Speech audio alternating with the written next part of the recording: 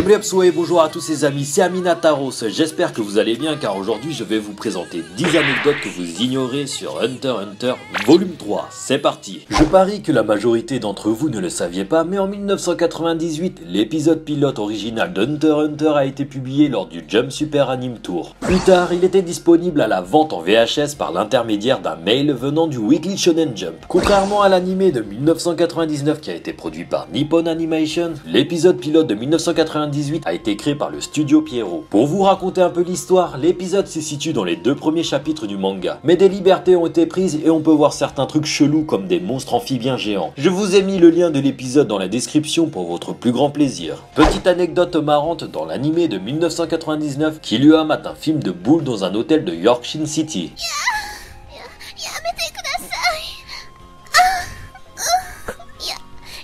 Le prénom d'Haruka, le frère de Killua, signifie exister, mais en tant qu'objet. Cela contraste avec Hirumi, dont la signification du nom signifie exister en tant qu'individu. En parlant d'Haruka, dans l'anime de 2011, on peut le voir jouer avec des poupées représentant Sailor Moon et Tuxedo Mask, les 2 héros de Sailor Moon. Pour ceux qui ont suivi mes autres vidéos, vous devriez comprendre la référence. Kurapika est le seul personnage de la série à pouvoir basculer entre 2 types de naines, à savoir la matérialisation et la spécialisation lorsque ses yeux deviennent écarlates afin d'utiliser Emperor Time. C'est pourquoi ce dernier est l'un de mes protagonistes préférés. Jim Freaks était le seul à avoir réussi l'examen d'Hunter lors de la 267e session, tout comme la prouesse de Killua lors de sa 2e tentative à l'examen. Ce dernier aura sûrement un futur à la grandeur du père de Gon.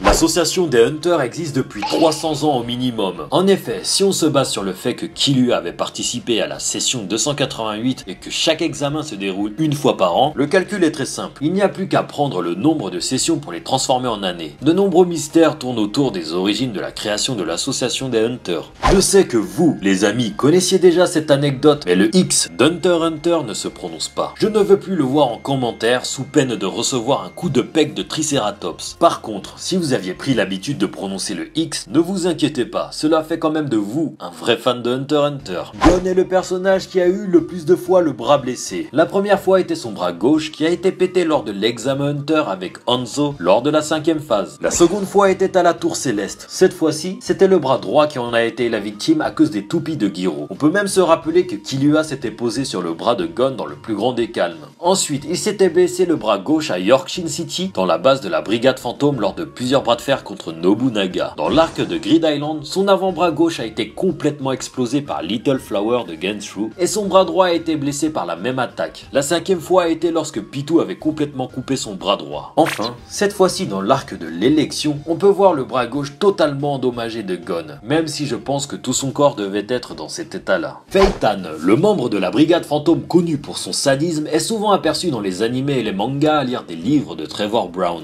Pour ceux qui ne le connaissent pas, comme moi-même avant de m'être informé sur Wikipédia, ce dernier est un artiste britannique vivant et travaillant au Japon dont le travail explore des paraphilies telles que la pédophilie, le BDSM et d'autres thèmes fétichistes avec un esprit peu commun. Cela accentue encore plus l'esprit ambigu de Phaeton. Il y a de nombreuses similarités entre Hunter x Hunter et Yu Yu Hakusho. La ressemblance se fait au niveau des personnages. En effet, Gon et Yusuke, les 2 protagonistes des œuvres respectives, partagent tous 2 la couleur dominante du vert sur leurs habits. Ils sont tous 2 impulsifs et réagissent au quart de tour. Plus ils s'énervent, plus ils deviennent puissants. Pour Kurapika, ce dernier partage des traits de caractère similaires à Kurama. Ils sont les têtes pensantes de l'équipe et sont doués au combat et gagnent grâce à leur technicité. Aussi, ils possèdent un caractère calme et sont de nature protecteur envers leurs proches. Je ne vais pas tout vous énumérer les ressemblances entre les 2 œuvres de Togashi, car il y en a beaucoup trop. Voilà tout pour les 10 anecdotes de Hunter x Hunter que vous ignorez volume 3. Comme vous l'auriez remarqué, la fréquence de parution de mes vidéos ont diminué. Et vous l'aurez peut-être deviné, ceci est en partie dû à la rentrée scolaire. Il me faut du temps pour me réorganiser afin de vous montrer mes autres vidéos. Car oui, j'en ai prévu pas mal, mais le problème est surtout lié au temps. En effet, je passe beaucoup de temps au montage, car c'est pour moi une priorité de vous faire kiffer lors du visionnage. Voilà, c'était mon petit message que je voulais vous transmettre. Mais comme vous êtes des flemmards et que quasiment personne ne me suit sur les réseaux sociaux, je suis obligé de le faire en vidéo. Sur ce les amis, j'espère que cette vidéo vous aura plu. Si vous avez kiffé, n'hésitez pas à laisser un petit pouce bleu, à me suivre dans les réseaux sociaux comme Twitter et Facebook, et j'espère que vous le ferez parce que c'est la 1000e fois que je le dis, et à vous abonner si ce n'est déjà fait. Allez, portez-vous bien,